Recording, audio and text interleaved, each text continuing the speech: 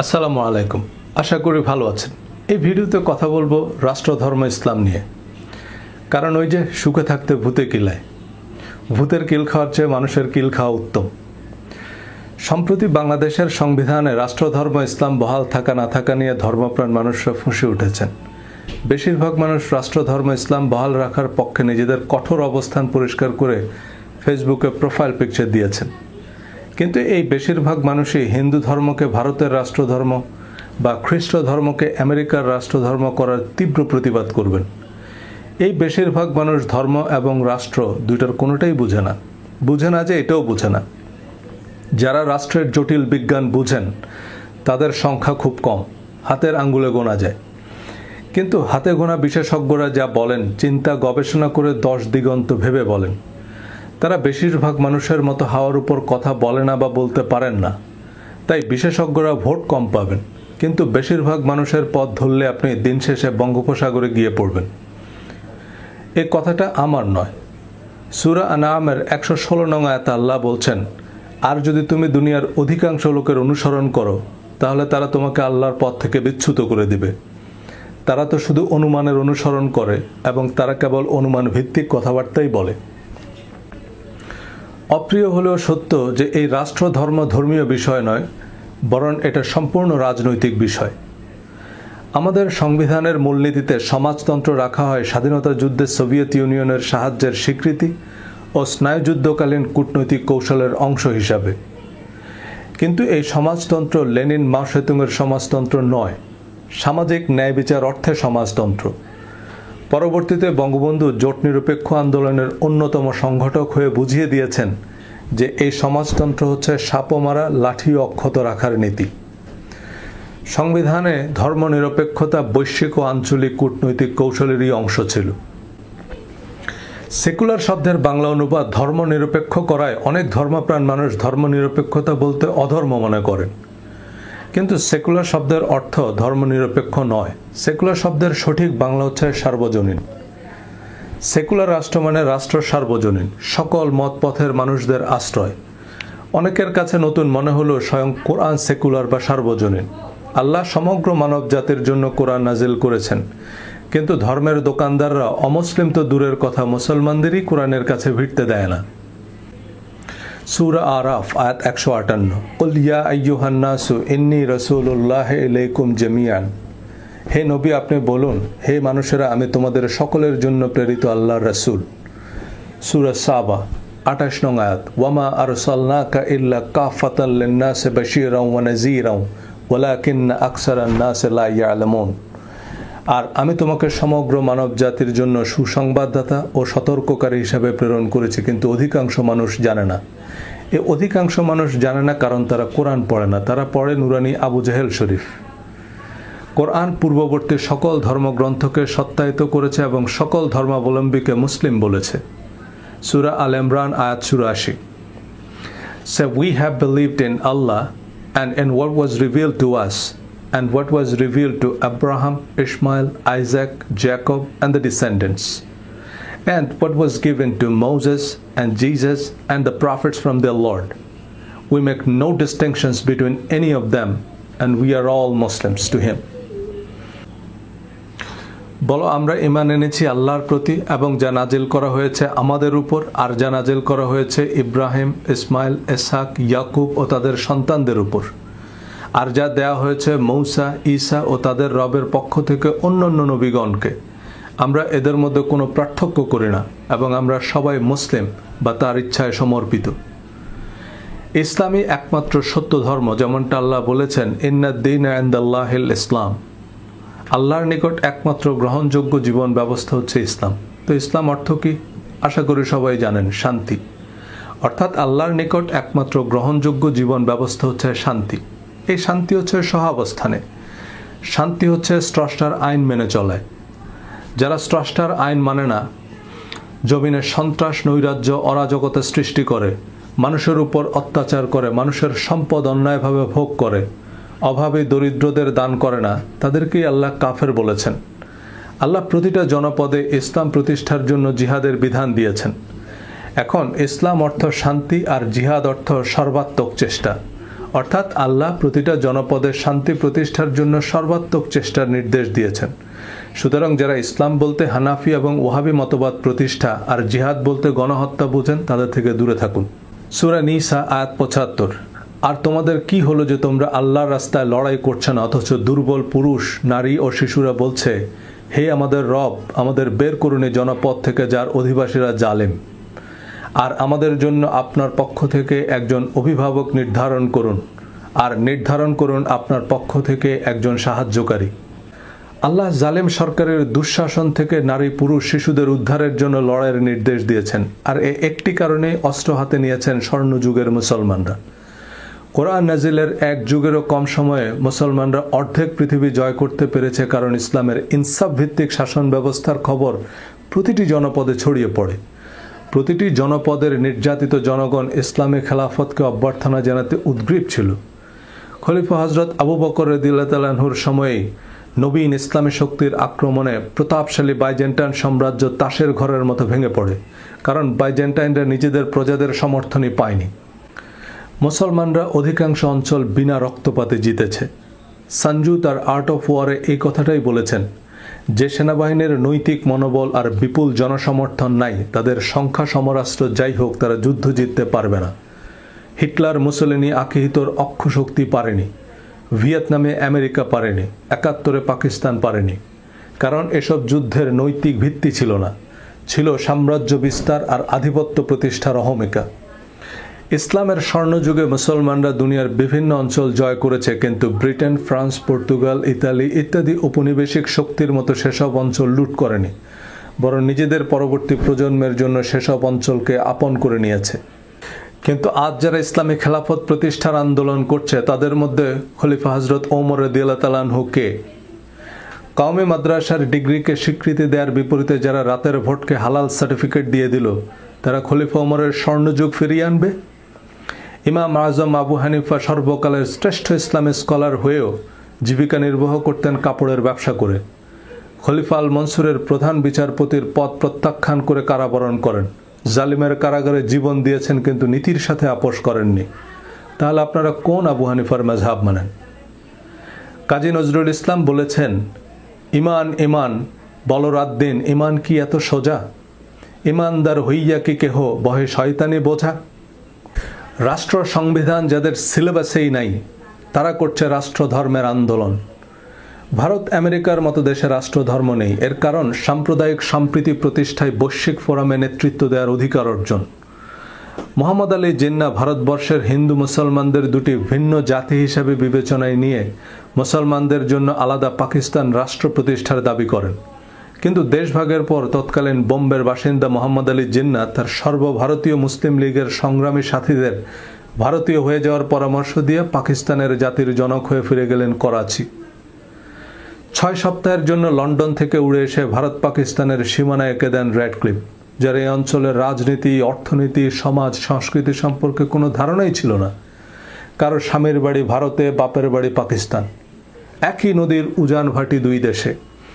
আমাদের ভাষা, সংস্কৃতি, সভ্যতা, ইতিহাস ভেসে গেল লাখো মানুষের রক্ত আর চোখের জলে। কিন্তু এই রক্তগঙ্গা পাড়ি দিয়ে পাকিস্তান ফিরেই আবার মোহাম্মদ আলী জিন্নাহ হিন্দু মুসলমান সহ সকল মতপথের মানুষদের পাকিস্তানি হওয়ার আদেশ দিলেন। কি চমৎকার! মুসলমানদের জন্য গঠিত আলাদা রাষ্ট্রের চেয়ে হিন্দুস্তানেই বরং বেশি মুসলমানের বসবাস। মোহাম্মদ আলী জিন্নাহর কথিত ইসলামী প্রজাতন্ত্রে মুসলমানদের অধিকার কতখানি পদদলিত হয়েছে তার সবচেয়ে বড় প্রমাণ ১৯৭১। পশ্চিম পাকিস্তানি কর্তৃপক্ষের অধীনে অনুষ্ঠিত নির্বাচনে নিরঙ্কুশ সংখ্যাগরিষ্ঠতা অর্জনের অপরাধে তারা ৩০ লক্ষ বাঙালি মুসলমানকে নির্বিচারে হত্যা করে। ভারত থেকে দেশান্তরী মুসলমানরা আজও পাকিস্তানে মানবেতর জীবনযাপন করছে। বাংলাদেশের সংবিধানে রাষ্ট্রধর্মে ইসলাম যুক্ত করেছেন হুসাইন মোহাম্মদ এরশাদ। তিনি প্রান্তিক জনগোষ্ঠীর সস্তা সমর্থনের সুযোগ হাতছাড়া করবেন কেন? যে কোনো মূল্যেই তার কিছু জনসমর্থন দরকার ছিল। তিনি ধর্মকে রাজনীতির হাতিয়ার বানিয়েছেন। বিএনপি, আওয়ামী লীগ, জামাতে ইসলামী সহ সকল রাজনৈতিক দল ও জোট তখন ইসলামকে রাষ্ট্রধর্ম বানানোর বিরোধিতা করে এরশাদ সরকারের পতনের ঐক্যবদ্ধ আন্দোলন জোরদারের আহ্বান জানান। শেখ হাসিনা, খালেদা জিয়া, গোলাম আজম সহ সকল রাজনৈতিক অরাজনৈতিক দলের নেতাকর্মীরা রাষ্ট্রধর্ম ইসলামের বিরোধিতা করে প্রকাশ্যে বিবৃতি দেয়, কিন্তু দেশের প্রান্তিক জনগোষ্ঠীর আবেগকে পুঁজি করে হুসাইন মোহাম্মদ এরশাদের অসাংবিধানিক সরকার সংবিধানে রাষ্ট্রধর্ম যোগ করে। পরবর্তী সরকারগুলোকে ভোটের হিসাব মেলাতে রাষ্ট্রধর্ম ইসলাম বহাল রাখতে হয়েছে। এটা জিয়া আন্তর্জাতিক বিমানবন্দরের নাম পাল্টিয়ে হজরত শাহজালাল বিমানবন্দর রাখার মতো। বিমানবন্দরের নাম বদলানো সম্পূর্ণ রাজনৈতিক কারণে, ধর্মীয় কারণে নয়। এবার আওয়ামী লীগ না থাকলেও হজরত শাহজালালের নাম পাল্টানো সহজ হবে না।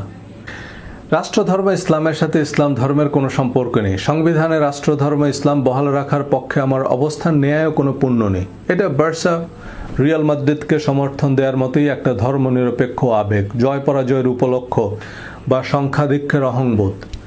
ভারতে অনেক প্রান্তিক হিন্দুরা হিন্দু ধর্মকে রাষ্ট্রধর্ম হিসাবে দেখতে চান। এই রাষ্ট্র ও ধর্ম দুইটার কোনোটাই যারা বুঝে না, তাদের সমর্থন পেতে হুসাইন মোহাম্মদ এরশাদের মতো রাজনীতিবিদরা রাষ্ট্রধর্ম হিন্দু চাই এ দাবি তাদের রাজনৈতিক ইশতেহারে যোগ করবেন। এই রাষ্ট্রধর্ম হিন্দু চাই বাবরি মসজিদ ভেঙে রাম মন্দির বানানো, মুসলমানদের অনুপ্রবেশকারী আখ্যা দিয়ে ভারত থেকে বিতাড়ন, এর সাথে হিন্দু ধর্মের কোনো সম্পর্ক নেই। রাষ্ট্রধর্ম ইসলাম বা হিন্দুর সাথে ধর্মের সম্পর্ক নাই, সম্পর্ক আছে ভোটের, রাজনৈতিক, অর্থনৈতিক কিছু সুযোগ সুবিধার।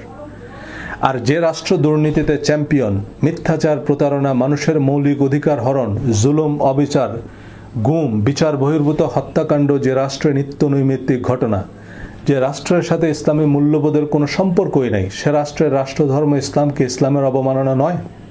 ইসলাম বিশ্বাস করে উম্মায়, মানব সৃষ্ট সীমান্তের ওপরে মুসলমানরা যেন রাষ্ট্রের কাছ থেকে ন্যায্য আচরণ পায়, তা নিশ্চিত করতেই আমার রাষ্ট্রকেও সংখ্যালঘুদের জন্য অভয়ারণ্য বানাতে হবে। নইলে আসাম, মিয়ানমার বা কাশ্মীরের মুসলমানদের অধিকার নিয়ে কথা বলবো কোন অধিকারে? একজন আমাকে দজ্জাল উপাধি দিয়েছেন, কারণ সারা পৃথিবীতে মুসলমান নির্যাতিত হচ্ছে, আমি তার প্রতিবাদ করছি না।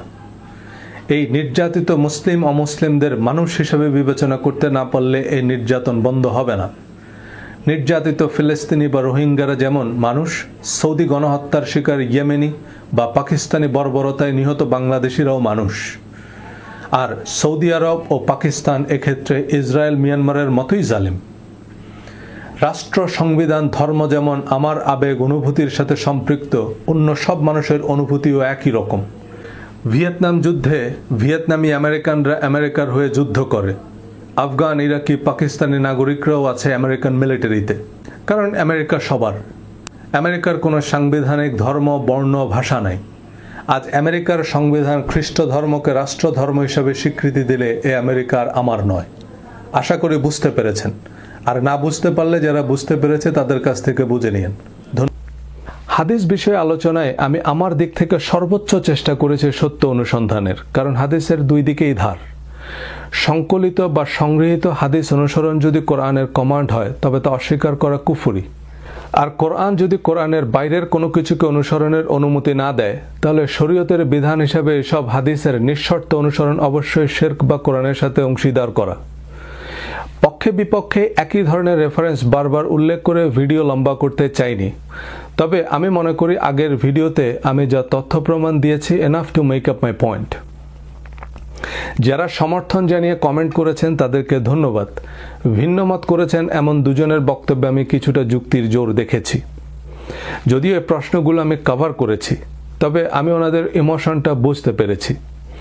এই প্রতিক্রিয়া আমি অনেকের মধ্যেই দেখেছি। সবই বুঝতে পারছি, কিন্তু মানতে পারছি না। কারণ হাদিসকে বাদ দিলে ধর্মের যে চেহারা দাঁড়ায়, তার সাথে আমরা একেবারেই পরিচিত নই। যেমন জাফর ইকবাল স্যারকে ওনার মত ছাড়া খুব অদ্ভুত দেখাবে, তাই না? কারণ ওনাকে বাহারে মত সহ দেখেই আমরা অভ্যস্ত। আমরা মূলত প্রচলন বা আমাদের অভ্যাসের ইক্তেদা করি। যেমন ইমাম আবু হানিফার ফিকহুল আকবর অনুযায়ী ঈদের নামাজ 6 তাকবীর 12 তাকবীর উভয় হাদিসে সহিহ। এখন 12 তাকবীরের কথা বললে আমরা হানাফিরাই বলবো এই আবার নতুন ফেরকা বের হয়েছে। আসলে আমরা আমাদের পছন্দের বিখ্যাত জনপ্রিয় আলেম ওলামাদের মতামতকেই ধর্ম মেনে আসছি। কোরআন কি বলছে তা যাচাই করার প্রয়োজনও মনে করি না।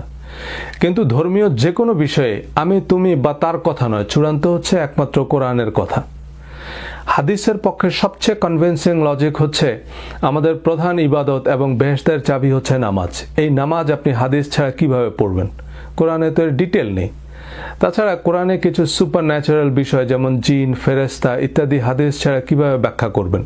দজ্জালের কথা তো কোরআনে নাই, তো এই হাদিস ছাড়া এই দজ্জালের কি হবে?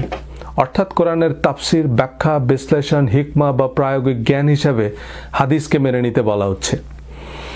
দ্বিতীয় ভিডিওতে কোরআনের সুস্পষ্ট আয়াতের ভিত্তিতে সন্দেহাতীতভাবে প্রমাণ করতে পেরেছি যে Quran clear, complete, detailed and ready to apply.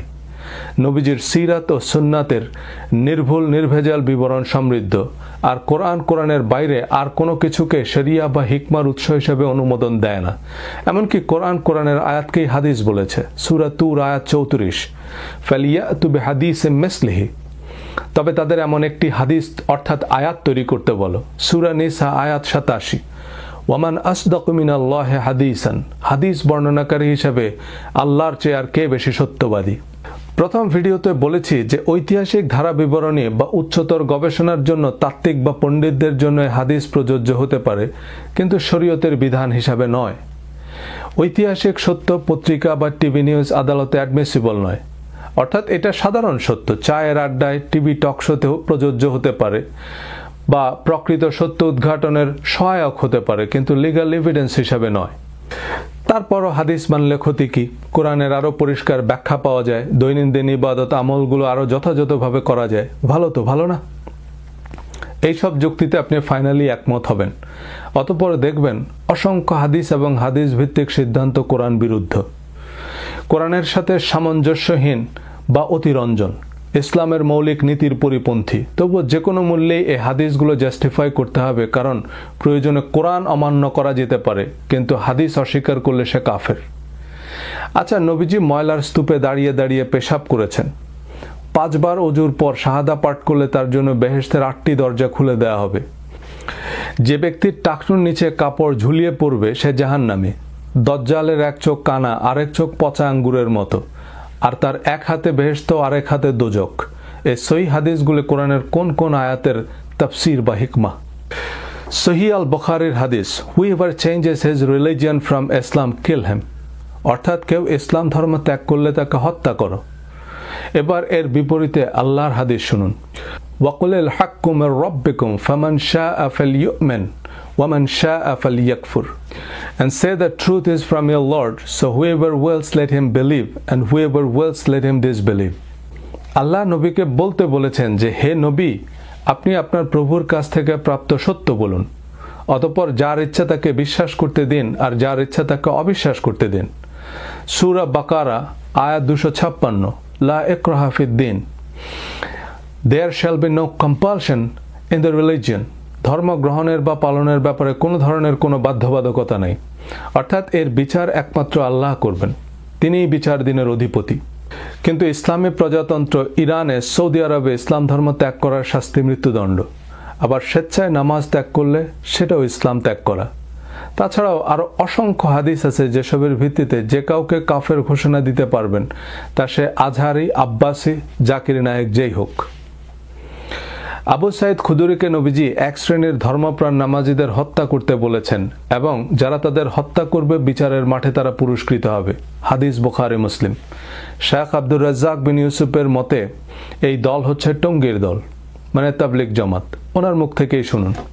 Abu Saeed খুদরি, Ali, শোনো, পূর্ব দিক থেকে কতগুলি লোক বের হবে, তারা এত বেশি সালাত আদায় করবে, তোমাদের সালাত তাদের কাছে কিছুই না। আবু সাইদ খুদরি, শোনো, তোমরা যদি তাদের পাও তাহলে তাদের হত্যা করো, এমন ভাবে হত্যা করবে আদ সমুদ্রকে যেভাবে ধ্বংস করে দেওয়া হয়েছে, ধূলিসাৎ করে দেওয়া হয়েছে, আদ সমুদ্রকে যেভাবে পৃথিবী থেকে একবারে সমূলে নষ্ট করা হয়েছে, এইভাবে তুমি তাদেরকে হত্যা করো। যারা হত্যা করতে পারবে বিচারের মাঠে তারাই সবচেয়ে বেশি নেকি পাবে। সম্মানিত দিনী ভাই বোন, একটু খেয়াল করেন, আমি আপনাকে বলতে পারছি না এই নামাজি সে নামাজি, তবে রাসূল সাল্লাল্লাহু আলাইহি ওয়াসাল্লাম বলেছেন এক শ্রেণীর নামাজিকে হত্যা করতে হবে। হাদিস বুখারী, মুসলিম। এক শ্রেণীর সালাত আদায়কারীকে রাসূল সাল্লাল্লাহু আলাইহি ওয়াসাল্লাম হত্যা করতে বললেন, এই কথা ঠিক। যদিও আপনাকে আমি বলতে পারছি না এই দল সেই দল, যদিও আব্দুর রব খুলনা সেই কালে বলে গেছেন এই দল টঙ্গীর দল। কিন্তু আমরা আপনাকে ওইভাবে না বললেও আপনাকে বলতে চাচ্ছি এটা জরুরিভাবে, বিশ্বস্তভাবে, সহিহ হাদিস দিয়ে, যে এক শ্রেণীর মানুষকে সালাত আদায়কারীকে রাসূল সাল্লাল্লাহু আলাইহি ওয়াসাল্লাম কি বলেছেন? হত্যা করতে বলেছেন। বলেন, ধর্মপ্রাণ নামাজিদের কথা বাদ দিলাম, কোন জন্তু জানোয়ার হত্যা করে আদ সামুদের মতো নিশ্চিহ্ন করে দেওয়ার মতো এমন বর্বরচিত হত্যাকাণ্ডের নির্দেশ নবীজির মতো একজন মহাত্মা মহাপুরুষের ব্যক্তিত্বের সাথে মানানসই? শায়খের ফেসবুক পেজে আরও অনেক সহিহ হাদিস শুনতে পারবেন। হাতের কাছে এমন অনেক মানুষকে পাবেন যাদের হত্যা করে অশেষ নেকি হাসিল করতে পারবেন। I was ordered to fight the people until they testify that there is no God but Allah and Muhammad is the messenger of Allah, narrated by Bukhari and Muslim. আমি আদেশ দিচ্ছি লোকেদের বিরুদ্ধে যুদ্ধ করতে যতক্ষণ না তারা সাক্ষ্য দেয় যে আল্লাহ ছাড়া কোনো মাবুদ নাই আর মুহাম্মদ সাল্লাল্লাহু আলাইহি সাল্লাম আল্লাহর রাসূল। সহিহ বুখারী, মুসলিম। এবার আল্লাহ নবীকে কি বলেছেন একটু মিলিয়ে নিন। And had your Lord willed, those on earth would have believed, all of them together. So, O Muhammad, will you then compel mankind until they become believers? আপনার প্রভু চাইলে পৃথিবীর সব মানুষ একসাথে ঈমান আনত। হে মুহাম্মদ, তারপরও কি আপনি মানব জাতিকে বাধ্য করবেন যতক্ষণ না তারা ঈমান আনে? সূরা বাকারা আয়াত 190।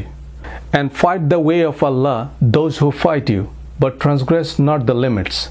Truly Allah likes not the transgressors. আল্লাহর পথে যুদ্ধ করো তাদের সাথে যারা তোমাদের সাথে যুদ্ধ করে, কিন্তু সীমা লঙ্ঘন করো না।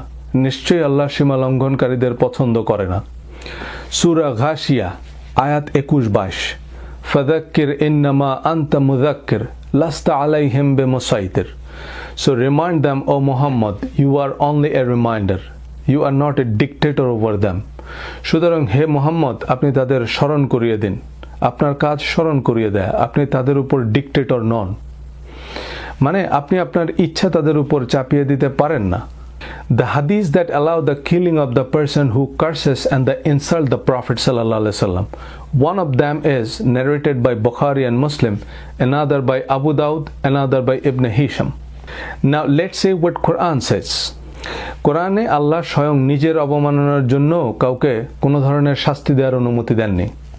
Chapter 6 verse 108, and do not insult those who invoke other than Allah, lest they insult Allah in enmity without knowledge. যারা আল্লাহ ছাড়া অন্য কারো উপাসনা করে তাদের অবমাননাকর কিছু বলবে না, পাছে তারা না জেনে শত্রুতাবশত আল্লাহর অবমাননা করে। Chapter 15 verse 85, so O Muhammad, overlook their faults with gracious forgiveness. Chapter 43 verse 89, so O Muhammad, turn away from them and say salam or peace. পবিত্র কোরআনে আল্লাহ বলছেন, Chapter 60 verse 8, Allah does not forbid you from those who do not fight you because of religion and do not expel you from your homes, from being righteous towards them and acting justly toward them. Indeed, Allah loves those who act justly. যারা ধর্ম বিশ্বাসের কারণে তোমাদের উপর আক্রমণ করে না এবং তোমাদের ঘর বাড়ি থেকে উচ্ছেদ করে না, তাদের সাথে উত্তম এবং ন্যায়সঙ্গত আচরণ করতে আল্লাহ তোমাদের বারণ করে না। নিশ্চয়ই আল্লাহ উত্তম আচরণকারীদের ভালোবাসেন। এবার হযরত আবু হুরায়রার বরাত দিয়ে ইমাম মুসলিমের তাফসীর শুনেন। Do not initiate the greeting with the Jewish and the Christians for peace. Whenever you meet someone on the way, force him to the narrowest part. সহিহ মুসলিম। ইহুদি খ্রিস্টানদের সালাম সম্ভাষণ জানাবে না, রাস্তায় তাদের সাথে দেখা হলে তাদের রাস্তার ধারে চলে যেতে বাধ্য করবে। সহিহ মুসলিম। বলুন, আল্লাহর নির্দেশের বিপরীতে এমন কদর্য কুরুচিপূর্ণ উপদেশ নবীজি দিতে পারেন?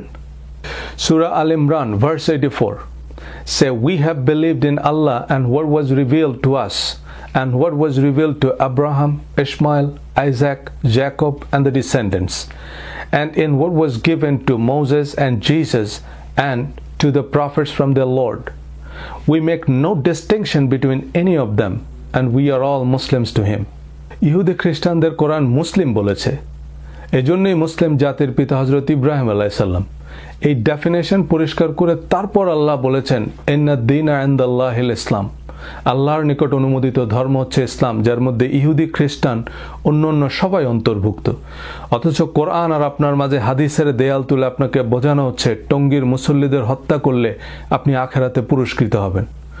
এমন জালিয়াতি বেদ বাইবেল নিয়ে হয়েছে। সাধারণ মানুষকে বেদ বাইবেল থেকে দূরে রেখে ক্লেরিক্যাল ক্লাস বা রিলিজিয়াস এলিটরা সতীদাহ বা উইচ হান্টিংয়ের নামে সক্রেটিস ব্রুনোর মতো কত দীপশিখা নিভিয়ে দিয়েছে, কত তরতাজা ফুল স্বামীর চিতায় জ্বালিয়ে দিয়েছে।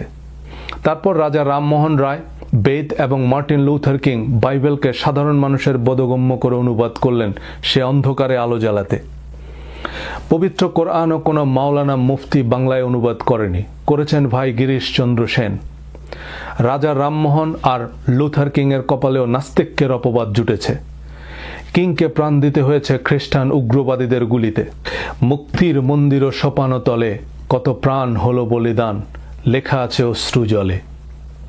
হাদিসের কুয়াশাচ্ছন্ন অন্ধকারে এখন ইসলামের সেই অসময়। কোরআনের নির্ভেজাল ইসলামের সারল্য এবং সৌন্দর্য দেখলে আপনি আসলেই অভিভূত হবেন। সামনের ভিডিওগুলোতে আলোচনা করব ইনশাল্লাহ। তবে অতি পরিচিত জটিলতার সংস্কারে আমরা এতটাই মোহগ্রস্ত যে কোরআনের এত স্পষ্ট আয়াত মেনে নিতে পারছি না। তো এইসব আয়াত কি আলেমরা জানে না? আপনার তথ্যে, উচ্চারণে, অনুবাদে ভুল আছে। কোরআনের আয়াত তো আমি বানাইনি, আর রেফারেন্স দিচ্ছি, আপনি অন্য অনুবাদ বা তাফসির মিলিয়ে দেখুন। আপনাকে আরও জানতে হবে আপনি মানুষকে বিভ্রান্ত করছেন, আপনি কেন ধর্ম নিয়ে কথা বলছেন, আপনি কার এজেন্ট, এমন ব্যক্তিগত আক্রমণ। কিন্তু ফতোয়া ওনার পছন্দের হলে নুরানি ওজিফা থেকে বা জনৈক বুজুর্গের রেফারেন্স দিলেও চলবে। মতের সাথে নাম মিললেই আপনি কাফের, মুশরিক, ফেরাউন, নমরুদ উপাধি দেয়া, অশ্লীল অশ্রাব্য গালিগালাজ করাই এখন অনেকের কাছে ধর্মকর্ম। স্বঘোষিত নাস্তিক, কাফের, মুশরিক তো বলার অপেক্ষাই রাখে না। আপনি জাকির নায়েক, আজহারি, আব্বাসি, শিয়া, সুন্নি, হাফেজি, খারেজি, হানাফি, সালাফি, ওয়াহাবি, জামাত, তাবলিগ, ওলামা লীগ, আহমদিয়া, দেওয়ানবাগি, আটরশি, মাইজভান্ডারি, যেই হন, আপনাকে কাফের ঘোষণা দেওয়ার এবং শিরোচ্ছেদ করার একাধিক সহিহ হাদিস আছে। শুধু একবার ওনাদের হাতে ক্ষমতা দিয়েই দেখুন হাদিস কত প্রকার ও কি কি টের পাবেন। এই মিজানুর রহমান আজহারিকে অবিলম্বে মাননীয় প্রধানমন্ত্রী যেন তার ফাঁসির ব্যবস্থা করে কথা বলেন, ঠিক কিনা? নবীর শানে যারা বিয়াদবি করবে বাংলা জমিনে তাদের কোনো স্থান নাই, তাদের ফয়সালা হচ্ছে ফাঁসি, ফাঁসি, ফাঁসি, কথা বলেন, ঠিক কিনা? হ্যাঁ, অনেক চমৎকার উপদেশ বাণী সমৃদ্ধ দারুণ দারুণ হাদিস আছে। আপনি প্রাণ জুড়ানো, মন ভোলানো অনেক হাদিস শুনেছেন, কিন্তু আপনার এই শিরোচ্ছেদের রায় লেখা হাদিসগুলো এখনো শুনেননি, কারণ সে সময় এখনো আসেনি। আল কায়দা, ISIS এসব সই হাদিস দিয়েই আত্মঘাতী বোমারু বানায়, যারা রেস্তোরাঁয়, জিম্মে নিরীহ নারী পুরুষ শিশুদের ঠান্ডা মাথায় জবাই করেও নির্বিকার, ফাঁসির দণ্ডনীয় দমভক্তি করে। অভিজাত পরিবারের বিশ্ববিদ্যালয় পড়ুয়া এসব শিক্ষার্থীরা জান্নাতের হুরের নেশায় অন্ধ বনে যাচ্ছে, কারণ এরা ধর্মের আগামাথা কিছুই বোঝে না। এরা হাদিস আর কোরআনের পার্থক্যই জানে না। তারা বোঝে কোরআন শরীফ আর বুখারী শরীফ তো একই। হাদিস এবং কোরআনের পার্থক্য জানা প্রকৃত আলেম বা মাদ্রাসার শিক্ষার্থীরা জঙ্গি হয় না, কারণ ও জানে নারকেলের কোনটা খেতে হয় আর কোনটা দিয়ে জাজিম বানাতে হয়। বড় বড় আলেমরাও এ ব্যাপারে একমত, কিন্তু আলেমদেরও অনেক প্রতিবন্ধকতা আছে। দল, মত, পক্ষ বিপক্ষ, স্বার্থের দ্বন্দ্ব বা নানান রকমের হুমকি আছে। চাইলে সব সত্য বলতে পারেন না। আমরা আসলে একটা দুষ্ট চক্রে আটকা পড়েছি। অতি উৎসাহী কিছু গোষ্ঠী আছে যারা প্রকারান্তরে কোরআন অস্বীকার করবে, কিন্তু তাদের স্বার্থ সংশ্লিষ্ট হাদিস নিয়ে সন্দেহ করা যাবে না। আমি ওয়াজ ইমামতি করি না, নিরাপদ দূরত্বে আছি। আমি যে কথাগুলো বলছি কোনো মাওলানা মুফতি চাইলেও বলতে পারবেন না। ওনারা অনেক ক্ষেত্রেই বেশ নিরুপায়। হাদিসের মোড়কে নবীজির নামে নির্লজ্জ মিথ্যাচারের সপক্ষে আমরা কত যুক্তির জোর দেখাচ্ছি, সে হুঁশটুকু আমাদের নেই। সূরা নিসা আয়াত 6, and test the orphans in their abilities until they reach marriageable age. If you perceive in them sound judgment, release their property to them. এবং তোমরা এতিমের সামর্থ্য পরীক্ষা করো যতক্ষণ না তারা বিবাহের বয়সপ্রাপ্ত হয়। যদি তোমরা তাদের মধ্যে কিছু বিচার বিবেচনা বোধ লক্ষ্য করো, তবে তাদের সম্পত্তি তাদের নিকট হস্তান্তর করো। এই আয়াত অনুযায়ী ম্যারেজেবল এজ হচ্ছে সাউন্ড জাজমেন্ট তৈরি হওয়ার উপরে। আমেরিকায় 12 বছর পর্যন্ত বাচ্চাদের হাত ধরে স্কুলে দিয়ে আসতে হবে এবং নিয়ে আসতে হবে। সার্বক্ষণিক বয়স্ক কাউকে সাথে থাকতে হবে, নইলে বাবা মাকে জেলে যেতে হবে, কারণ 12 বছরের আগ পর্যন্ত তার মিনিমাম জাজমেন্ট তৈরি হয় না। আর বিয়ের মতো জীবনের এত গুরুত্বপূর্ণ সিদ্ধান্ত নেয়ার বয়স তারও পরে। এবার এই আয়াতের তথাকথিত তাফসির বা হিকমা জেনে নিন সহিহ বুখারী, মুসলিম এবং আলবানী থেকে। The marriage of Aisha to the Prophet ﷺ was done when she was 6 years old, and the full marriage intercourse done when she was less than 9 years old, and she was a kid playing with her dolls. Narrated in the books of Bukhari, Muslim and Albani. অর্থাৎ নবীজি হযরত আয়েশাকে 6 বছর বয়সে বিয়ে করেছেন এবং 8.5 থেকে 9 বছর বয়সে তার সাথে সেক্স করেছেন, যখন হযরত আয়েশা তার পুতুল নিয়ে খেলতেন। বলেন, কোরআনের সীমানা পেরিয়ে এমন অবিবেচকর কাজ নবীজির মতো একজন মহাপুরুষের ব্যক্তিত্বের সাথে মানানসই? আমার ছেলের বয়স 8 বছর, ও এখনো ছেলে আর মেয়ের কি পার্থক্য এটাই তো বোঝে না। আপনাদের অনেকেরই 6 বছর বয়সী মেয়ে, ভাগ্নি বা ভাতিজি আছে। নবীজির মতো একজন প্রজ্ঞাবান মহাপুরুষ এমন অবিবেচকের কাজ করতে পারে, এটা আমাদের বিশ্বাস করতেই হবে, কিন্তু না করে উপায় কি? সহিহ হাদিস অবিশ্বাস করলে সে কাফের, এটাও সহিহ হাদিস। আর কাফেরের শাস্তি মৃত্যুদণ্ড, এ হাদিসও সহিহ। আবার আল ওয়ালামা ও খলাফাউল আম্বিয়া, আলেমরা নবীদের উত্তরসূরি, এ কথিত হাদিস ও তিরমিজি, আবু দাউদ, নাসাই, ইবনে মাজা অন্যান্য হাদিস গ্রন্থের অন্তর্ভুক্ত। তাই মুফতি, মাওলানা, শায়খ বা আল্লামা খেতাব থাকলে হাদিসও লাগবে না, যা বলবেন তাই শরিয়া। সূরা দোহায় আল্লাহ বলছেন, তিনি কি আপনাকে এতিম রূপে পাননি? অতঃপর তিনি আশ্রয় দিয়েছেন। তিনি আপনাকে পেয়েছেন পথহারা, অতঃপর পথ প্রদর্শন করেছেন। তিনি আপনাকে পেয়েছেন নিঃস্ব, অতঃপর অভাব মুক্ত করেছেন। নবীজি এতিম, পথহারা, নিঃস্ব ছিলেন। নবীজির পুরো জীবনের ধারা বিবরণী তো কোরআনেই আছে। কিন্তু হযরত আয়েশার সাথে 6 বছর বয়সে বিবাহ আর 9 বছর বয়সে সেক্স, এটা কোরআনের কোন আয়াতের হিকমা বা তাফসির? এমন অনেক হাদিসের বদৌলতে অনেকে 6 বছর বয়সী শিশুর পানি গ্রহণ করতে পারবেন, প্রতিপক্ষকে আদ সামুদের মতো নিশ্চিহ্ন করে দিতে পারবেন, রাজনৈতিক অর্থনৈতিক প্রতিপক্ষকে ঘায়েল করতে পারবেন। তাতে হোক না নবীজির একটু অবমাননা। তসলিমা নাসরিনদের ব্যঙ্গ বিদ্রুপের মুখে আপনাকে হয় চুপ থাকতে হবে অথবা শিরোচ্ছেদের অন্য হাদিস প্রয়োগ করতে হবে, কিন্তু বলতে পারবেন না যে এসব man made, he said, she said, collected হাদিস। We don't have to believe this as it is. বিয়ের সময় হযরত আয়েশার বয়স 6 বছর ছিল না 26 বছর ছিল আমরা জানি না, কারণ তা কোরআন আমাদের বলেনি। সুতরাং এটা আমাদের আলোচনার বিষয়ও নয়। মাঙ্কি ট্র্যাপ সম্পর্কে আপনারা অনেকেই হয়তো জানেন। বানর খালি হাত ঢুকাতে পারে এমন ছোট হোলওয়ালা একটা বাক্সে কিছু বাদাম রেখে দেয় শিকারীরা। বানর হাত ঢুকিয়ে বাদাম নেয়ার পর আর মুষ্টিবদ্ধ হাত বের করতে পারে না। বলবেন বাদাম ছেড়ে দিলেই তো হয়, কিন্তু বানর বাদাম ছাড়ে না, কারণ এই বুদ্ধিখানা বানরের নাই। নবীর নামে ফেসবুকে আপত্তিকর কিছু লিখলে আমাদের রক্ত টকবক করে ওঠে, কিন্তু হাদিসের নামে যারা নবীকে নিষ্ঠুর, অবিবেচক, ডিক্টেটর হিসেবে উপস্থাপন করছে তাদের রাহেমাহুল্লাহ বলি। এসব হাদিসে তসলিমা নাসরিন, সালমান রুশদির তুরুপের তাস। কথিত এসব হাদিসের বর্ণনা কি কোরআনের সাথে সঙ্গতিপূর্ণ, শালীন, যৌক্তিক বা নবীজির ব্যক্তিত্বের সাথে মানানসই? হাদিসের সর্বমোট সংখ্যা প্রায় 35 লাখ, আর প্রতিটা হাদিসের তাকরার অর্থাৎ হাদিসের তাফসির ও ইতিহাস জানতে হবে। কোরআনের একটা আয়াত মানে লা রাইবা ফিহ, কিন্তু হাদিসের সাথে সংগ্রহকারী ইমামের প্রোফাইল জানতে হবে, যে উনি কি আওয়ামী লীগ, বিএনপি, জামাতে ইসলাম, হুমো এরশাদ, তাবলিগ জামাত না ভ্যাটিকানের এজেন্ট। তারপর বর্ণনাকারী সাহাবীর প্রোফাইল জানতে হবে, যে উনি কি শিয়া, সুন্নি, কুর্দি, খারেজি, ইয়াজিদি, মহাজের, আনসার না মুনাফিক। এরপর ইমাম হাম্বল আর সেই সাহাবীর মাঝখানে যে 3 জন আছে যারা একজন আরেকজনের কাছ থেকে শুনছে, তাদের পরিচয় জানতে হবে। এবং ইমাম হাম্বল থেকে আমাদের কাছে যাদের মাধ্যমে পৌঁছেছে, ইমাম শাফি থেকে আল্লামা শফি, সবার উদ্দেশ্য বিধেয় বুঝতে হবে। আপনি 500 বছর হায়াত পাইলেও এসব হাদিসের কোনো কুল কিনারা করতে পারবেন না। তাহলে উপায়? ফ্যান ফলোয়ার বেশি এমন শাইখুল হাদিস বা মুফতিরা যে হাদিসকে সহি বলবে সেটাই সহি। ইব্রাহিম হুজুর সহি বলতেছে যেটাকে আবু হানিফা বা হানাফি আলেমরা সহি বলছে। আব্দুর রাজ্জাক বিন ইউসুফ আবার সেটাকে জাল বলতেছে, কারণ নাসিরউদ্দিন আলবানী সেটাকে জাল বলছে। সো চলিতেছে সার্কাস। মুক্তিযুদ্ধের যে ইতিহাস এখন আওয়ামী লীগ শোনাচ্ছে, কখনো জামাত ইসলাম ক্ষমতায় আসলে আবার উল্টে ইতিহাস শুনবেন। মাওলানা ভাসানী, কর্নেল তাহের জাতির অনেক সূর্য সন্তানকে আজকের প্রজন্ম চিনে না, কারণ আজকের রাজনীতিতে তাদের প্রয়োজন ফুরিয়েছে। 300 বছর পর আওয়ামী লীগ, বিএনপি, জামাত কেউই থাকবে না, ইতিহাস থাকবে। কিন্তু সেই ইতিহাসের কোন লাইন কে কি কারণে লিখেছে তা বোঝার সাধ্যকার। এমনই শিয়া, সুন্নি, কুর্দি, তুর্কি, ইংরেজ, ওলন্দাজ ফরাসি যারাই যখন ক্ষমতায় ছিল যার যার সুবিধা মাফিক হাদিস পয়দা করেছে। সেসব শাসক সাম্রাজ্য নাই, কিন্তু হাদিস আছে। একমাত্র ওহির জ্ঞান ছাড়া 1400 বছর আগের নির্ভুল সত্য জানা বা বিশ্বাস করা কিভাবে সম্ভব? এনিওয়ে, আমি ঢাকা আলিয়া মাদ্রাসায় পড়েছি।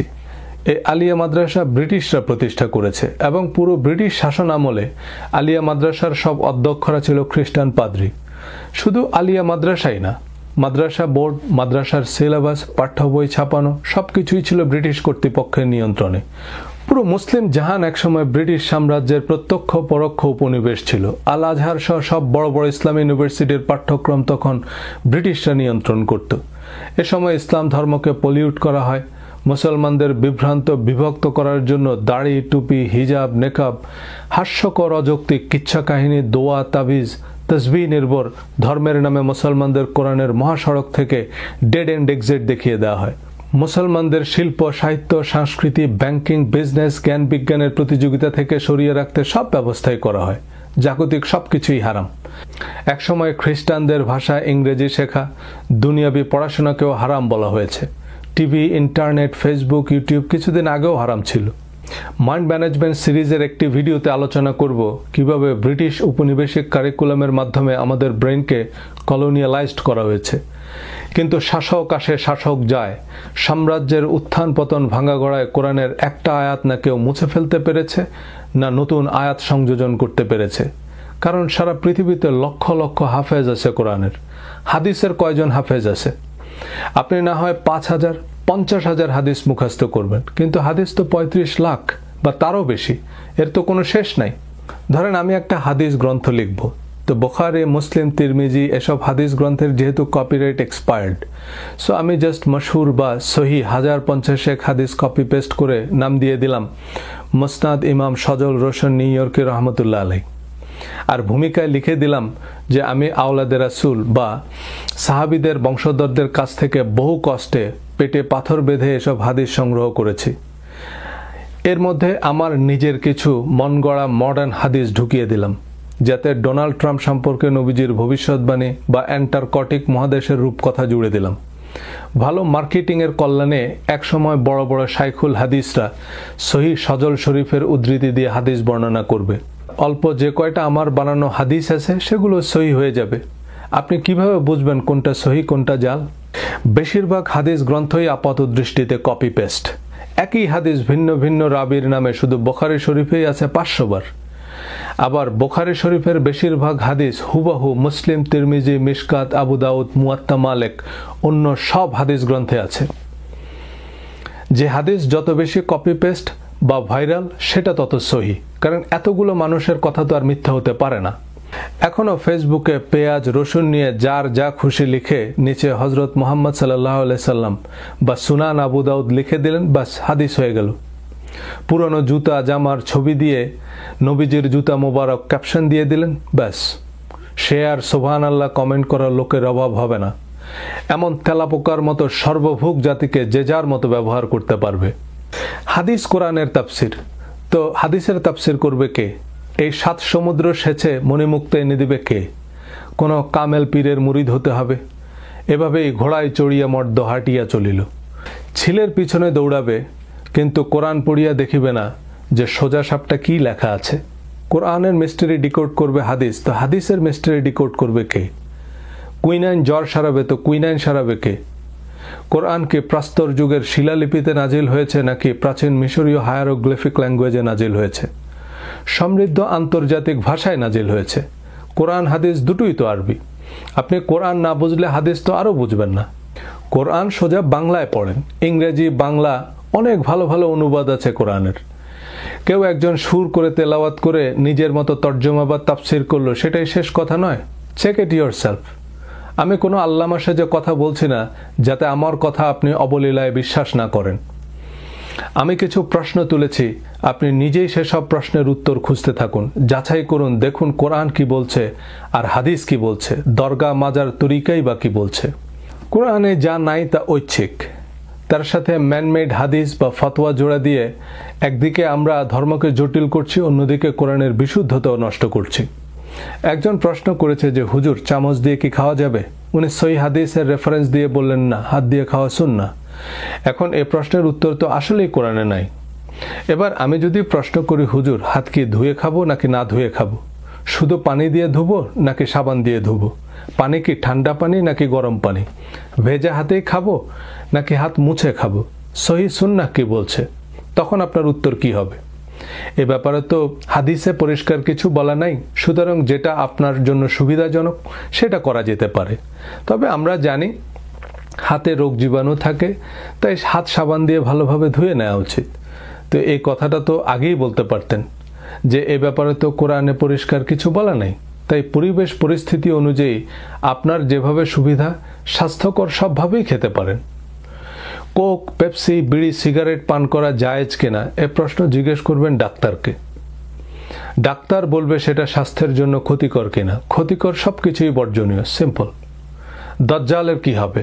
দজ্জালের কথা নাই কোরআনে, তাহলে দজ্জালের এই আজগুবি কিচ্ছা আসলো কোথা থেকে? দেখুন, শাইখুল হাদিস আসলেই হওয়া সম্ভব নয়, কিন্তু শাইখুল কোরআন হওয়া শুধু সম্ভবই নয়, খুব সহজও। অথচ এই যে শতাধিক মাইক লাগিয়ে যে তাফসির মাহফিল, সেখানে কোরআনের আলোচনা কতক্ষণ হয় আর কিচ্ছা কাহিনী কতক্ষণ হয় একটু খেয়াল করে দেখবেন।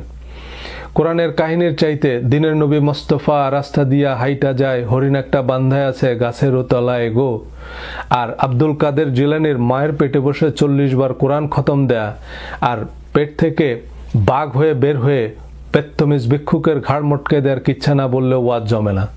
শুধু কোরআন নিয়ে গবেষণা করেন এবং নির্ভেজাল কোরআন শিক্ষা দেন এমন মাত্র একজন মানুষকে আমি ব্যক্তিগতভাবে চিনি, মিস্টার পান্না চৌধুরী। তিনি পুরো কোরআন কাব্যিক ছন্দে বাংলায় অনুবাদ করেছেন। ছন্দের কারণে মুখস্থ রাখা সহজ, আবার বাংলা হওয়াতে অর্থও পরিষ্কার। সকাল বিকাল তিনি বলছেন কোরআন পড়ো, বাংলায় পড়ো, বুঝে পড়ো। রবীন্দ্রনাথের হৈমন্তী পড়লাম, কিন্তু হৈমন্তী ছেলে না মেয়ে, দই না মিষ্টি, কিছুই বুঝলাম না। তো এ কেমন পড়া? নামাজের কি হবে? নামাজ নিয়ে একটি আলাদা ভিডিওতে বলবো।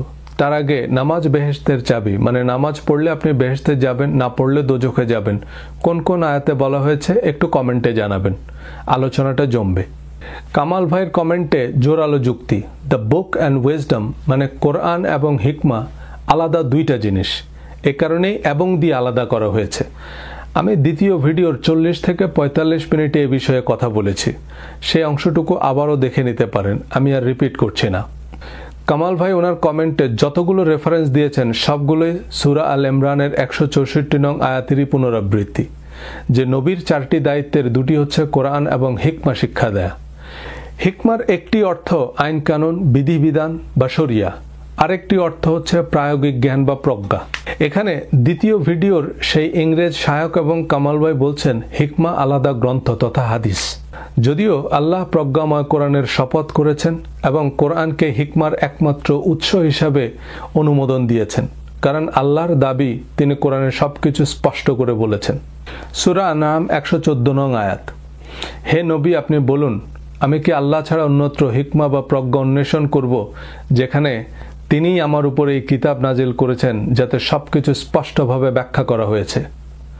সূরা হুদের প্রথম আয়াত, আলিফ লাম রা কিতাবুন আহকামাত আয়াতুহু সুম্মা ফুসসিলাত মিন লাদুন হাকিমিন খাবীর।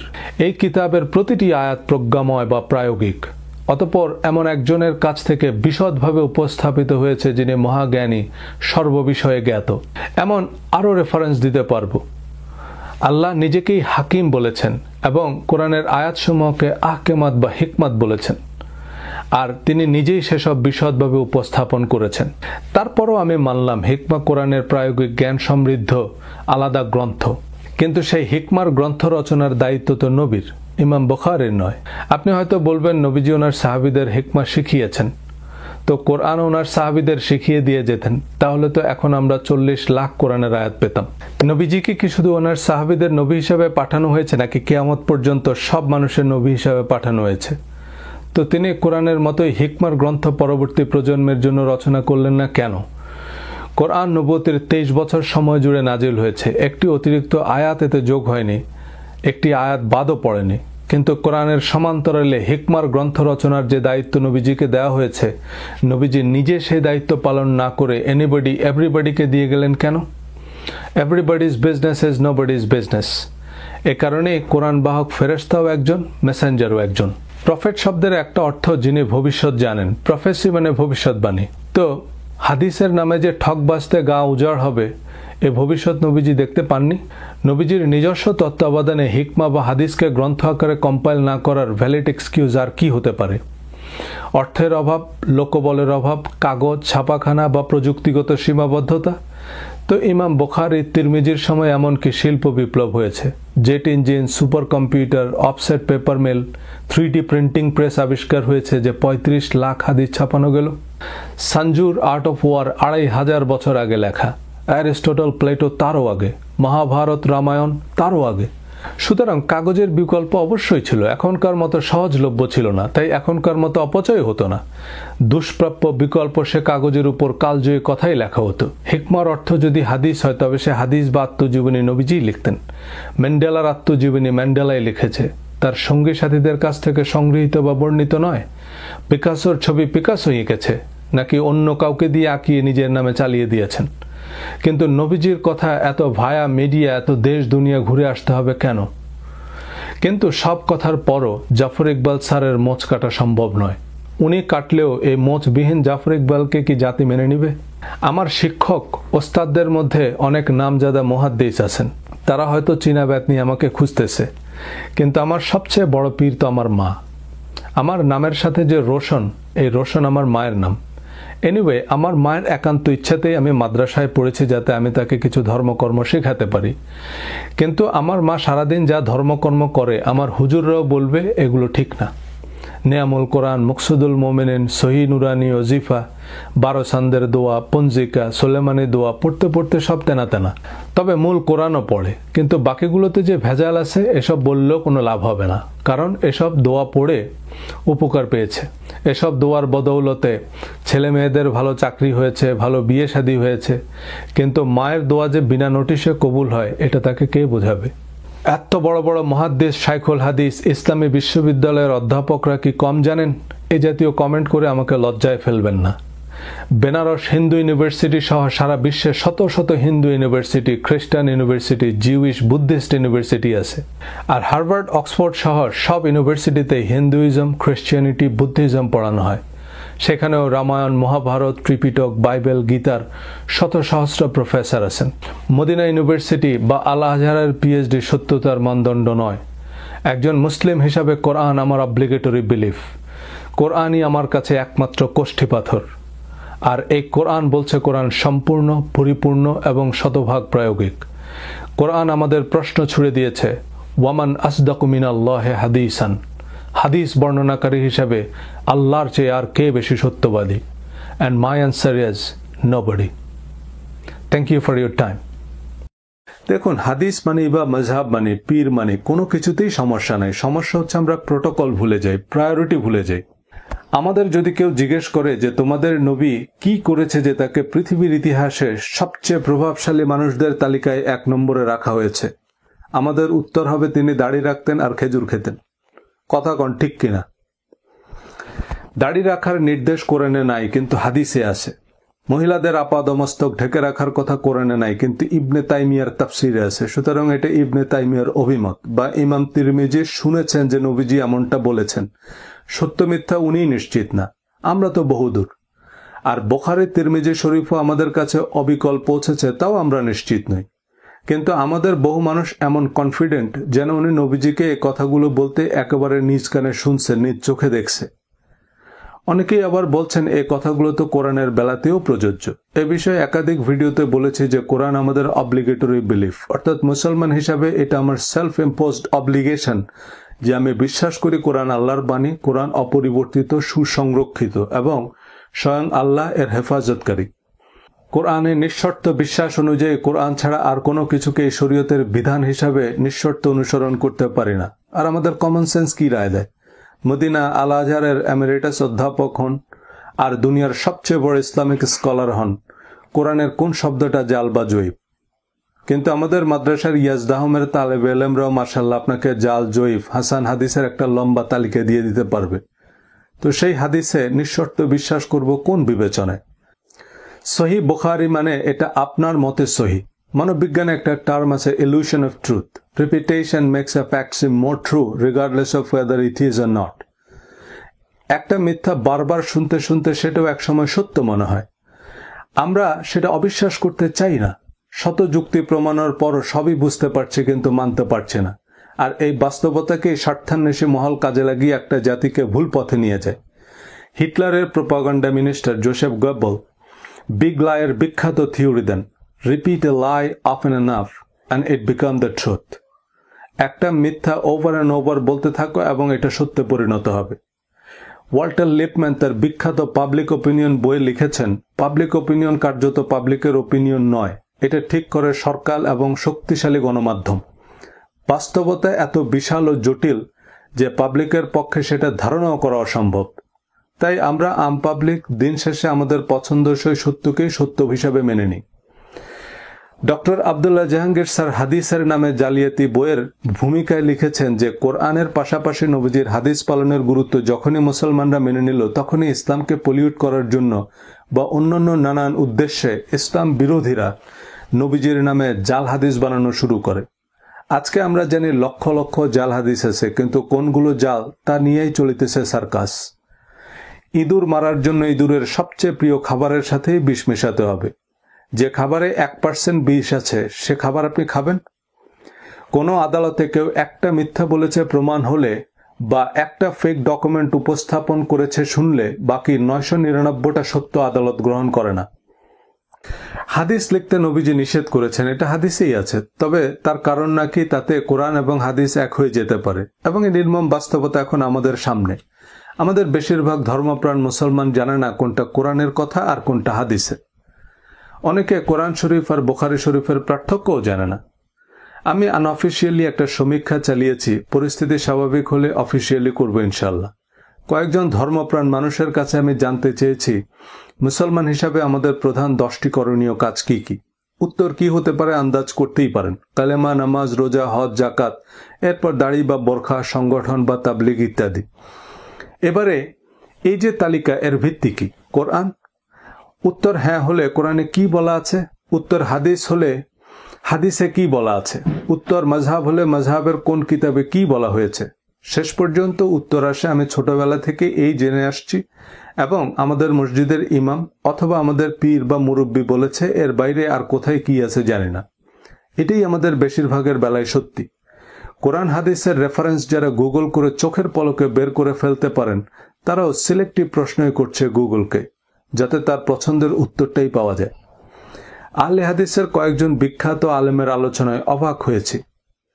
তাদের কাছে কোরআন রাষ্ট্রপতির মতো অর্নামেন্টাল মহামান্য, কিন্তু প্রধানমন্ত্রীর মতো যাবতীয় ক্ষমতা বুখারী মুসলিমের। এ আগুনের চেয়ে বসি গরম হইলে তো সমস্যা। বুখারী মুসলিমের হাদিস নাকি মিথ্যা হতে পারে না। অনেকেই জেনে অবাক হচ্ছেন যে আমরা সারাদিন ধর্মের যে ঢোল বাজাচ্ছি তার বেশিরভাগই কোরআনে নাই, আর কোরআনে যা আছে তা আমরা আলোচনা করার সময় পাই না। অনেকেই এক কথায় উত্তর দিয়ে দেন, এগুলো হাদিসে আছে, হাদিস তো কোরআনের ব্যাখ্যা, কিন্তু কোন আয়াতের ব্যাখ্যা জানি না। তবে আমি বুখারী, তিরমিজির হাদিস মানে হাদিস হিসেবে মানে, অ্যাজ ইট ইজ নয়। Now let me ask you a simple question, আপনি কি হাদিস মানেন? কোন হাদিস মানেন? কার হাদিস মানেন? হাদিস শব্দটির অর্থ কি? দাড়ি বোরখার ভিডিওতে আমি সূরা আহজাবের 58 এবং 59 নং আয়াতের স্ক্রিনশট পাশাপাশি রেখে দেখিয়েছে যে মহিলাদের একটি চাদর পরতে বলা হয়েছে যাতে তারা বৈষম্যের শিকার হবে না। কোরআন অনুযায়ী পোশাকের গাইডলাইন ভায়োলেশন তেমন মেজর অফেন্স নয়। যেমন ইল্লিগাল পার্কিং এর ম্যাক্সিমাম ফাইন $30। তো ইল্লিগাল পার্ক করলে সর্বোচ্চ $30 ফাইন হবে। আর 58 নং আয়াতে বলা হয়েছে যারা মুমিন নরনারীকে কষ্ট দেয় তারা বহন করবে অপবাদ ও সুস্পষ্ট পাপ। অর্থাৎ কাউকে কষ্ট দেয়া এটা কোরআন অনুযায়ী major offence, severe crime, Ismam Mubin, সুস্পষ্ট পাপ। দুইটা আয়াত পাশাপাশি রেখে দেখিয়েছে যে এর মধ্যে কোনটা পাপ আর কোনটা জেনারেল সোশ্যাল অ্যাডভাইস তা বুঝতে ইসলামী স্টাডিজে পিএইচডি লাগে না। কিন্তু তারপরও আমরা দাড়ির হাদিস খুঁজতে বাইহাকি, পর্দার ফতোয়া খুঁজতে ফতোয়া আলমগীরি পর্যন্ত গিয়েছি। অনেকেই সে ভিডিওতে বেশ অশালীন ভাষায় গালাগাল করলেন, হুমকি ধুমকি দিলেন, ঘোষণা দিয়ে আনফ্রেন্ড করলেন, আনফলো করলেন। কারণ কোরআনে না থাকলেও হাদিসে তো আছে। হ্যাঁ, হাদিসে দাড়ির কথা আছে, হিজাবের কথা আছে, তাও জেনারেল অ্যাডভাইস হিসেবেই আছে। দাড়ি বড় করো, গোপ ছোট করো, দ্যাটস ইট। কিন্তু মোমেন নরনারীকে কষ্ট দেওয়ার বিষয়ে কোনো হাদিস নাই। নবীজি সাল্লাল্লাহু আলাইহি সাল্লাম বলেছেন, তোমাদের কেউ মুমিন হতে পারবে না যতক্ষণ না সে তার ভাইয়ের জন্য তাই পছন্দ করবে যা সে নিজের জন্য পছন্দ করে। এই হাদিসটি বুখারী, মুসলিম, তিরমিজি, নাসাই, ইবনে মাজা, মুসনাদ আহমদ, দারমি শরীফে বর্ণিত। এবার এই হাদিস এক পাল্লায় তোলেন আর কালেমা, নামাজ, রোজা, হজ, জাকাত, হিজাব, নিকাব আরেক পাল্লায় তোলেন। কোনটার ওজন বেশি? যে মুমিন না তার তো হাজিরা খাতায় নামই নাই। এই হাদিস অনুযায়ী তো তার নামাজ রোজার হিসাবই হবে না। যার এক মামলাতেই ফাঁসি তার তো অন্যান্য মামলার আর ট্রায়ালই দরকার নেই। মুসনাদ আহমদের আরেকটি হাদিস, ডক্টর আব্দুল্লাহ জাহাঙ্গীর স্যার একটা ওয়াজে বলেছে যে কয়েকজন সাহাবী নবীজি সাল্লাল্লাহু আলাইহি সাল্লামকে একটা মহিলা সম্পর্কে বললেন যে সে সারাদিন নামাজ পড়ে, নফল রোজা রাখে, তাসবিহ তাহলিল করে, কিন্তু মুখের ভাষা খুব জঘন্য, পাড়া প্রতিবেশীকে খুব কষ্ট দেয় কথার দ্বারা। নবীজি বললেন তার কোনো কল্যাণ নেই, তার নামাজ রোজা তার কোনো কাজেই আসবে না, সে জাহান্নামী।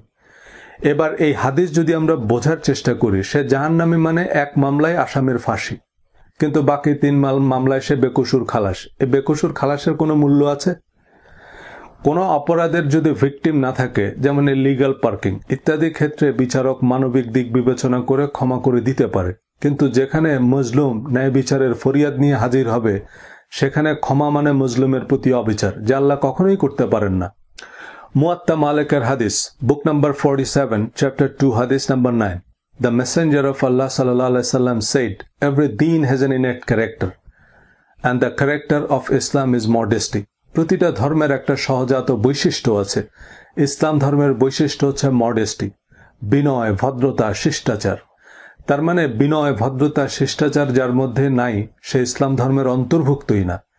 এর পরের হাদিস মুয়াত্তা মালিক, book number 47, book of anger, chapter 2, হাদিস number 10, the messenger of Allah সাল্লাল্লাহু আলাইহি সাল্লাম said, modesty is part of iman. বিনয়, ভদ্রতা ইমানের অংশ। এবার আমাদের মতো আবু হাবু যদু মধুর কথা বাদ দিলাম, আমাদের আকাশচুম্বী জনপ্রিয় আলেমদের ওয়াজ তো আপনারা ইউটিউবে শুনেন। এলেমের গরম, আমলের গরম, মদিনা আল আজহারের ডিগ্রির গরম, সামনে লাখ লাখ মানুষের উত্তাপে একজন আরেকজনের মুখে জুতা মারে, গালি গালাজ, মুখে যা আসে তাই বলছে, জনপ্রিয়তার জোয়ারে বেহুশ। তারাবি নামাজের মাসলা দিতে গিয়ে আমি মুমিনের তালিকা থেকেই বাদ পড়লাম। তাহলে আমরা কোন হাদিস মানি? মদ ছোট করার হাদিস, বগলের নিচের পশম কাটার হাদিস? আমাদের নোয়াখালী অঞ্চলে একটা প্রবাদ আছে, কাউয়া সিনে গাউয়া হল, হইকে সিনে মন্ডল। বুখারী, মুসলিম, তিরমিজি, আবু দাউদ, নাসাই ইত্যাদি হাদিস গ্রন্থের হাদিস অনুযায়ীও আমাদের প্রতিদিনের ধর্মচর্চায় প্রধান প্রধান ইবাদতগুলোর ভিত্তি তুলনামূলকভাবে অনেক দুর্বল। কালেমা, নামাজ, রোজা, হজ, জাকাত ইসলাম ধর্মের 5টি স্তম্ভ। অর্থাৎ কেউ লা ইলাহা ইল্লাল্লাহু মুহাম্মাদুর রাসূলুল্লাহ পড়বে, জীবনে একবার হজ করবে, বছরে 1 মাস রোজা রাখবে, বছর শেষে অতিরিক্ত সম্পদের 2.5% জাকাত দিবে, আর দিনে 5 ওয়াক্ত নামাজ পড়বে, তাতেই তিনি বেহেশতে যাবেন। এমন ধারণা কোরআন তো নিশ্চিত করেই না, প্রচলিত হাদিসও নিশ্চিত করে না। আপনি 5 স্তম্ভের হাদিসের রেফারেন্স দেওয়ার আগে মাথায় রাখবেন যে 1 স্তম্ভের হাদিসও আছে বাজারে। কেউ লা ইলাহা ইল্লাল্লাহ বলবে, সে জান্নাতে যাবে। আমি কোরআনের ভিত্তিতে প্রচলিত পরিচিত পোশাকি রীতি রেওয়াজের তুলনামূলক বিশ্লেষণ করেছি আগের ভিডিওগুলোতে। তাতে অনেকে উঠে পড়ে লেগেছেন যে না, দাড়ি মোছের কথা হাদিসে আছে। অর্থাৎ উনি বোঝাতে চাচ্ছেন যে উনি যা যা বলছেন তা কোরআনে না থাকলেও হাদিসে আছে। আমরা বুঝলাম হাদিসে তো আছে, কিন্তু হাদিসে এর চেয়েও গুরুত্বপূর্ণ অনেক বিষয় আছে, সেসব নিয়ে আলোচনা করলে ভিউ বাড়ে না। কয়েক মিলিয়ন ভিউ পেতে হলে ভিডিওর আলোচ্য বিষয় হতে হবে আজানের সময় কুত্তা কেন ঘেউ ঘেউ করে, তারাবি নামাজ 8 রাকাত না 20 রাকাত, শবে বরাত না লাইলাতুন নিসফে মিন শাবান, পহেলা বৈশাখ সেলিব্রেট করা জায়েজ না হারাম, দাড়িতে কলব দেয়া যাবে কিনা। আরো বেশি ভিউ মিলবে যদি হেডলাইন হয় জাকির নায়েক স্যারের বিপ্লবী উত্তর, বা এবার মমতাজ বয়াতিকে ধুয়ে দিলেন ব্যারিস্টার সুমন, আব্বাসীকে স্ত্রী করে দিলেন আজহারি। বছর ঘুরে ঈদ, রোজা, শবে বরাত, শবে মেরাজ, শবে কদর, নববর্ষ আসে, আর ঘুরে ফিরে সেই পুরনো কাসুন্দি, সেই একই প্রশ্ন, একই উত্তর। এই দুষ্ট চক্রে আমরা আটকা পড়েছি। Please don't take it personally. যে দেশে ছাগল উৎপাদনে বিশ্বে প্রথম, সে দেশে কাঁঠাল পাতাই বেশি বিক্রি হবে। অনেক আলেমরা এই আলোচনা করলেও এগুলো আমাদের কাছে ধর্মের উপদেশ মনে হয় না। এ কারণে সোশ্যাল মিডিয়ায় তাদের মিলিয়ন মিলিয়ন ফলোয়ার বা ভিউ নেই। নীতি নৈতিকতার কথা বললে আর মানুষ সেটাকে ওয়াজ মনে করে না, যে উনি ওয়াজ করতে আসছে, ওয়াজ করবে। উনি ওজনে কম দেয়া, ঘুষ, দুর্নীতি এগুলো নিয়ে কথা বলে সময় নষ্ট করার দরকার কি? মানে এগুলো ওয়াজ না। ওয়াজ হলো বড় পীরের সাথে জনৈক কুকুরের প্রশ্নোত্তর পর্ব, আর চোখে কাঠের চশমা লাগিয়ে স্বামী স্ত্রীর মধুর মিলন টপিকে আলোচনা করতে পারলে 10 মিলিয়ন ভিউ কনফার্ম। কোরআন হাদিস ফিকহুল আকবর তো বড় বিষয়। আজমির শরীফের খাদেমরাও যদি খাজা মাইনুদ্দিন চিশতির জীবন ও কর্মের অনুসরণ করত, we would get a lot better Islam. Bayazid বোস্তামের মাজারের কর্তৃপক্ষ যদি মাতৃভক্তির নতুন কোনো দৃষ্টান্ত দেখাতে পারত, অন্তত আমরা কিছুটা অনুপ্রাণিত হতাম। আমেরিকানদের যদি খান জাহান আলীর জীবনী ধরিয়ে দেন, they will extract the best teaching of Khan Jahan Ali. আর আমরা আবিষ্কার করেছি তার মাজারের কুমিরকে পপকর্ন খাওয়ালে মনের আশা পূরণ হবে। সামনের কয়েকটি ভিডিওতে আমি প্রচলিত হাদিসের ভিত্তিতে আমাদের ধর্মচর্চার অসঙ্গতি দেখাবো, যে হাদিসে কি আছে আর আমরা কি নিয়ে পড়ে আছি। নবীজির দাড়ি ছিল, কিন্তু সে দাড়ি ছিল রাজকীয়, অভিজাত দাড়ি। নবীজি সিরিয়ান ইম্পোর্টেড জুব্বা পরতেন, প্রসাধনী পারফিউম ব্যবহার করতেন। তৎকালীন সিরিয়া ছিল এখনকার প্যারিসের মতো ফ্যাশন ক্যাপিটাল, যেখানে কোরআন বলছে ইয়া বনি আদম খুজু জিনাতাকুম, হে বনি আদম তোমরা সুন্দর বেশভূষা গ্রহণ করো। সেখানে নবীজি কিভাবে 70 তালি দেয়া জামা পরতে পারেন। সুন্দর অভিজাত রুচিশীল পোশাকের অনেক হাদিসও পাবেন সিয়াই সিত্তায়। অহংকার বিষয়ক একটি হাদিসও নবীজি আলাদা করে উল্লেখ করেছেন যে আল্লাহ সৌন্দর্য পছন্দ করেন, সুতরাং তোমাদের সুন্দর বেশভূষা অহংকার নয়। নবীজির ইন্তেকালের পর মুহাজির আনসারদের মধ্যে নেতৃত্বের দাবি দেওয়া, বিচ্ছিন্নতাবাদী রাজনৈতিক বাস্তবতায়, বয়স ও অন্যান্য দিক বিবেচনায় সর্বজন শ্রদ্ধেয় হযরত আবু বকর রাদিয়াল্লাহু তাআলা আনহুকে খলিফা নির্বাচিত করা হয়। ভণ্ড নবী ও ধর্মত্যাগীদের সাথে উত্তাল গৃহযুদ্ধের ভিতর দিয়ে হযরত আবু বকর রাদিয়াল্লাহু তাআলা আনহুর 2 বছরের শাসনকাল শেষে তিনি হযরত ওমর রাদিয়াল্লাহু তাআলা আনহুকে তার পরবর্তী খলিফা হিসেবে প্রস্তাব করেন এবং হযরত ওমর রাদিয়াল্লাহু তাআলা আনহু প্রায় 10 বছর মুসলিম জাহানের নেতৃত্ব দেন। এ সময় মুসলিম জাহানের ব্যাপক বিস্তৃতি লাভ করে। হযরত ওমর রাদিয়াল্লাহু তাআলা আনহু তার অন্তিম সময়ে পরবর্তী খলিফা নির্বাচনের জন্য 6 সদস্যের একটি কমিটি গঠন করেন। এই কমিটি হযরত ওসমান রাদিয়াল্লাহু তাআলা আনহুকে তৃতীয় খলিফা নির্বাচন করে। হিজরি 35 বা 656 খ্রিস্টাব্দে হযরত ওসমানের হত্যাকাণ্ডের পর হযরত আলী রাদিয়াল্লাহু তাআলা আনহু চতুর্থ খলিফা নির্বাচিত হন। হযরত মুয়াবিয়া রাদিয়াল্লাহু তাআলা আনহু খলিফা হযরত ওমর রাদিয়াল্লাহু তাআলা আনহুর সময় থেকে সিরিয়ার গভর্নর ছিলেন এবং তিনি দামেস্ক কেন্দ্রিক একটি শক্তিশালী সামরিক ও প্রশাসনিক অবকাঠামো গড়ে তোলেন। হযরত মুয়াবিয়া রাদিয়াল্লাহু তাআলা আনহু হযরত ওসমান রাদিয়াল্লাহু তাআলা আনহুর আত্মীয় এবং উমাইয়া বংশীয়। তিনি হযরত ওসমান হত্যাকাণ্ডের বিচারের কার্যকর ব্যবস্থা না নেয়ার জন্য হযরত আলী রাদিয়াল্লাহু তাআলা আনহুকে দায়ী করেন এবং খলিফা হিসাবে হযরত আলী রাদিয়াল্লাহু তাআলা আনহুর আনুগত্য মেনে নিতে আপত্তি জানান। হযরত আলী রাদিয়াল্লাহু তাআলা আনহু বিস্তৃত মুসলিম জাহানের প্রশাসনিক সুবিধার্থে রাজধানী কুফায় স্থানান্তর করেন এবং হযরত মুয়াবিয়াকে তার আনুগত্য মেনে নিতে অনুরোধ করেন। এদিকে হযরত আয়েশা রাদিয়াল্লাহু তাআলা আনহা একদল সাহাবী সহ কুফা অভিমুখে রওনা দেন হযরত ওসমান হত্যাকাণ্ডের বিচারের জন্য খলিফা হযরত আলীর উপর চাপ প্রয়োগের উদ্দেশ্যে। বস্তার উপকণ্ঠে হযরত আয়েশা এবং হযরত আলী রাদিয়াল্লাহু তাআলা আনহুর বাহিনীর মুখোমুখি হয়। কথিত আছে যে হযরত আলী ও হযরত আয়েশার মধ্যকার শান্তিপূর্ণ আলোচনার মধ্যেই উদ্দেশ্যবাদীরা আক্রমণ করে বসে, যা এক অনাকাঙ্ক্ষিত যুদ্ধের রূপ নেয়। ইতিহাসে এই যুদ্ধ জঙ্গে জামাল বা উষ্ঠির যুদ্ধ নামে পরিচিত। হযরত আয়েশা রাদিয়াল্লাহু তাআলা আনহু মদিনায় ফিরে যান। এর পরের বছর অর্থাৎ 657 খ্রিস্টাব্দে হযরত আলী রাদিয়াল্লাহু তাআলা আনহু এবং হযরত মুয়াবিয়ার বাহিনী সিফফিনে মুখোমুখি হয়। প্রায় 3 মাস শান্তিপূর্ণ আলোচনার পর অতি উৎসাহী একদল আক্রমণ করে বসে এবং আরেকটি রক্তক্ষয়ী ভাতৃঘাতী যুদ্ধের সাক্ষী হল মুসলিম বিশ্ব। এভাবে মুসলিম বিশ্বের রক্তাক্ত গৃহযুদ্ধ, খেলাফত নিয়ে আলোচনা, সালিসি, নানা প্রচেষ্টা এবং শেষ পর্যন্ত হযরত আলী রাদিয়াল্লাহু তাআলা আনহুর হত্যাকাণ্ডের মধ্য দিয়ে খোলাফায়ে রাশিদিনের যুগ শেষ হয়। হযরত আলী রাদিয়াল্লাহু তাআলা আনহুর পর তার পুত্র হযরত হাসান রাদিয়াল্লাহু তাআলা আনহুকে কুফাবাসী খলিফা নির্বাচন করে, কিন্তু আবারও হযরত মুয়াবিয়ার আপত্তি। অবশেষে হযরত হাসান রাদিয়াল্লাহু তাআলা আনহু একটি সমঝোতার ভিত্তিতে হযরত মুয়াবিয়ার আনুগত্য মেনে নেন যে হযরত মুয়াবিয়ার মৃত্যুর পর মুসলিম বিশ্ব যাকে নির্বাচন করবে তিনিই হবেন খলিফা। পরে হযরত হাসান রাদিয়াল্লাহু তাআলা আনহুকে ষড়যন্ত্রমূলকভাবে বিষ প্রয়োগে হত্যা করা হয়। হযরত মুয়াবিয়া প্রায় 2 দশক মুসলিম বিশ্ব শাসন করেন। তার সময়ে মুসলিম জাহান ঈর্ষণীয় বিস্তৃতি ও সমৃদ্ধি লাভ করে। তিনি সে সময়ের বাইজেন্টাইন বা অন্যান্য সেকুলার সাম্রাজ্যের আদলে মুসলিম বিশ্বের আধুনিক অবকাঠামো গড়ে তোলেন। তবে তিনি ইসলামের মূল ধারা থেকে সরে গিয়েছিলেন। হযরত মুয়াবিয়ার মৃত্যুর পর কুফাবাসী হযরত আলী রাদিয়াল্লাহু তাআলা আনহুর অপর পুত্র হযরত হুসাইন রাদিয়াল্লাহু তাআলা আনহুকে খলিফা হিসাবে সমর্থন দেয়। কিন্তু হযরত মুয়াবিয়ার অনুসারী সিরিয়ানরা মুয়াবিয়া পুত্র ইয়াজিদকে সমর্থন দেয়। হযরত হুসাইন রাদিয়াল্লাহু তাআলা আনহু তার পরিবারের সদস্যদের নিয়ে কুফার উদ্দেশ্যে রওনা করেন, কিন্তু ইয়াজিদ প্রেরিত সৈন্যরা কারবালার প্রান্তরে তাদের গতিরোধ করে এবং হযরত হুসাইন রাদিয়াল্লাহু তাআলা আনহুকে সপরিবারে অত্যন্ত নির্মমভাবে হত্যা করে। এই কারবালার ট্র্যাজেডি শিয়া সংস্কৃতির একটা ডিফাইনিং ইভেন্ট। সুন্নিদের কাছেও কারবালা ইতিহাসের এক মর্মান্তিক ঘটনা, কিন্তু শিয়ারা বিশেষ কিছু পদ্ধতিতে শোক পালনের মধ্য দিয়ে দিবসটি পালন করে এবং কারবালাকে কেন্দ্র করে শিয়াদের মধ্যে কিছু গল্প গাথা প্রচলিত আছে যা সুন্নিরা বিশ্বাস করে না।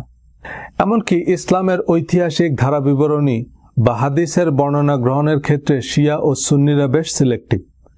এ নিয়ে যত উচ্চতর গবেষণায় নামবেন জটিলতা বাড়বে।